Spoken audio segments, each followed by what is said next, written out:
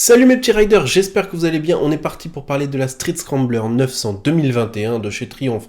Oui, Triumph cette année refont toute leur gamme. Enfin, il y a pas mal de petites modifications sur chacune d'entre elles. Il y en a où c'est beaucoup de choses, d'autres où beaucoup moins, mais toujours quelques petits trucs. C'est plutôt sympa, un gros renouvellement de la part d'une marque, ça fait plaisir. Moi en tout cas ça me fait plaisir. Bon là je suis un petit peu, sur celle-là je suis pas un grand fan. Une moto très très lourde pour moi, 223 kg à sec, attention. Pour une moto de 60 chevaux, voilà, il y a énormément de couple, mais quand même, c'est vraiment très léger. C'est pareil pour le freinage, on est sur du Brembo à l'avant, mais alors avec un seul disque. Donc il va falloir les freiner, ce poids. Il y a l'ABS, il y a tout ça, mais je trouve vraiment qu'ils auraient pu peut-être faire un petit effort sur ce poids-là, parce que c'est pas non plus une grosse moto, donc c'est un peu dommage. N'hésitez pas aussi à vous abonner, à liker, à partager, c'est extrêmement important, surtout de vous abonner, c'est gratuit, ça soutient énormément les chaînes. Merci à tous ceux qui le feront. Pour le couple, par contre, vous en avez pas mal, à 3250 tours minute, vous avez 80 Nm de couple. Donc ça, c'est pas ce qui va manquer, malgré le passage à l'Euro 5, pas de perte de puissance à ce niveau-là, ni en termes de puissance globale, toujours bridable en A2 en 47.5, bien entendu. Donc pour ce côté-là, c'est plutôt cool, il n'y a pas de changement.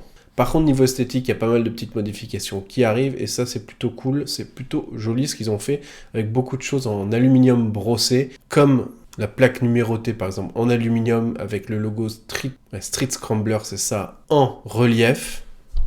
Finition du corps de papillon, support de phare et protection de talon en aluminium aussi. Et un nouveau revêtement de selle. Voilà, pas de changement majeur. Vous aurez plusieurs coloris disponibles aussi pour cette moto. Vous aurez noir, kaki et gris kaki. Voilà pour les trois couleurs. Et pour la partie cycle, pas de changement majeur. On reste toujours sur une fourche à souffler. C'est quelque chose qu'on voit de moins en moins, c'est vrai. Pour le style de cette moto, ça va plutôt pas mal. Même si personnellement je suis pas un gros fan de ces soufflets, je préfère une fourche traditionnelle. C'est vrai que dans ce style-là, c'est plutôt de bon effet, on va dire. Je trouve que ça apporte un petit touche esthétique à ce genre de moto, donc c'est pas pour me déplaire, même si je préfère le traditionnel truc fourche basique. Bon, voilà. Amortisseur réglable juste en précharge, pour le reste, il n'y aura pas de réglage. Étrier avant, Brembo et à l'arrière Nissin, mais c'est ce que je disais, c'est du simple disque à l'avant, et pour le poids qu'elle fait, je trouve ça très très dommage. Ça risque d'être un petit peu dur à freiner, et c'est vrai que c'est pas la moto qui a le meilleur freinage au monde. Ils auraient pu mettre au moins un double disque, surtout que on est sur du 11 000 balles, les mecs. C'est pas comme si c'était une moto à 8 000 €, quoi. Je veux dire, il y a quelques efforts qui auraient pu être faits là. Là, ils se gavent un petit peu, là, je pense. Hein. C'est mon avis, mais je trouve ça très cher pour l'équipement qu'elle a. Franchement, on va pas se mentir, là, on est bien au-dessus de ce qu'ils auraient pu nous proposer. Je veux dire, quand vous voyez d'autres motos, même chez eux, par exemple, la Street RS, vous avez quand même un équipement de ouf, à un prix plus ou moins similaire à 1 000 € près. Là, il y a un peu d'abus. Pour le réservoir, 12 litres, alors c'est pas grand chose, mais c'est pas des motos non plus qui consomment de ouf. Et l'entretien, tous les 16 000. Ça, par contre, c'est plutôt un très bon point.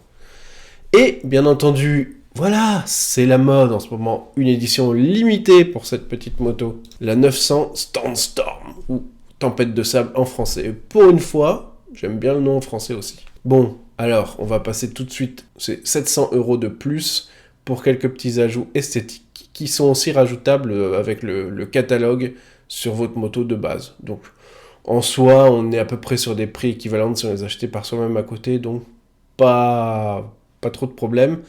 Je vais vous parler juste de ce qu'il y a, et puis après, ça sera bon. Pour la couleur de cette moto en édition limitée, on est sur gris et beige. Il y aura 775 exemplaires. Pour ce qui change, un garde-boue en position haute, un feu arrière plus compact à LED, un protège-carter en aluminium, bon ça c'est plutôt pas mal, et la grille de phare marquée du logo Triumph. Personnellement, je suis pas un ultra fan des petites grilles de radiateur, des grilles de phare comme ça, mais ça donne un petit cachet à la moto quand même. Et aussi des pattes de protection sous le réservoir, en caoutchouc. Bon voilà, c'est fini pour ces deux petites motos. Personnellement, je la trouve chère pour ce que c'est, pour un truc vraiment très lourd. C'est mon avis, mais il y aurait pu avoir un petit effort au niveau du price, je pense. Après, wait and see, on va voir un petit peu les ventes, mais je sais que c'est pas une moto qui se vend non plus des masses, en tout cas chez nous en France. Sur ce, je vous dis ciao les riders, à la prochaine pour une nouvelle vidéo. Bye bye.